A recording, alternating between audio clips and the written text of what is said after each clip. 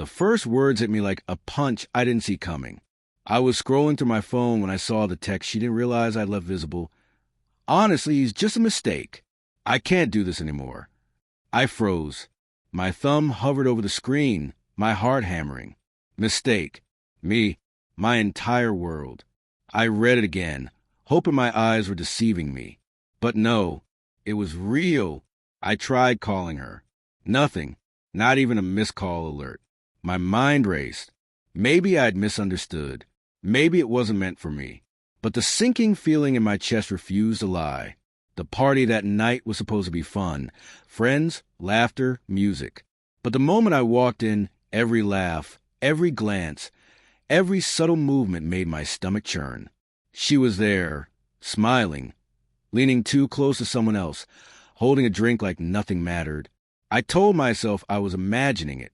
I wanted to believe it. Then the whispers started. Friends mentioning things she'd said, laughing at memories I'd never shared. The feeling of being an outsider in my own marriage was suffocating. My own mind started turning on me. Maybe I've been overreacting. Maybe I'm insecure.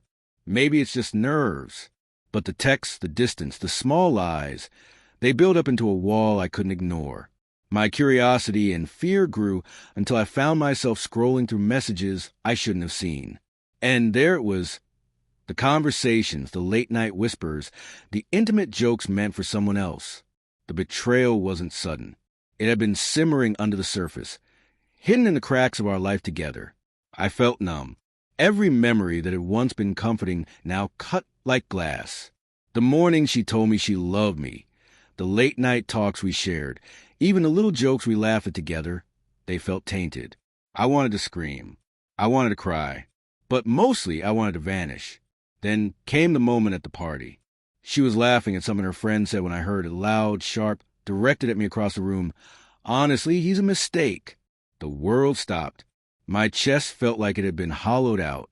All the whispers, the suspicion, the sleepless nights, they crystallized into one unbearable truth. I looked around at everyone watching. Friends frozen mid-conversation. The music suddenly distant, and something inside me snapped. I realized that if I didn't take control of this moment, it would control me forever.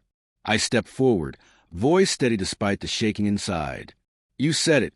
I said, letting my eyes meet hers across the room. You said I'm a mistake. Gasps circled the room. Conversations halted. She opened her mouth, but no words came out. I held up my phone, the evidence plain for everyone to see. Messages, texts, pictures. Everything she'd try to hide. I let the truth speak louder than my anger. All of this, I said, my voice calm but firm.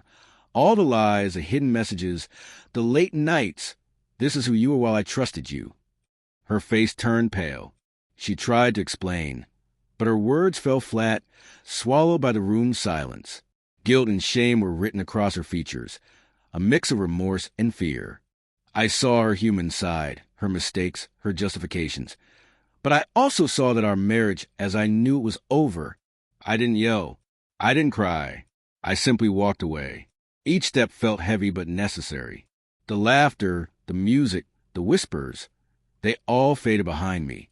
And in that fading, I felt something return. Clarity, self-respect, a quiet strength I hadn't realized I'd lost. In the days that followed, I replayed everything. The small signs I'd ignored, the nights I doubted myself, the moments I'd overlooked.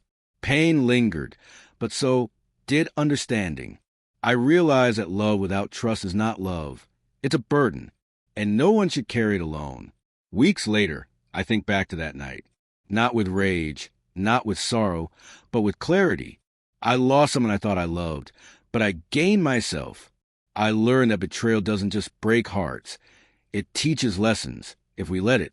Sometimes the memories sting, but more often they remind me that I survived, that I walked away with dignity, and that even when love dies, self-respect can endure. And that is the story I carry now. The night I was called a mistake, the night I exposed the truth, and the night I finally reclaimed my own life.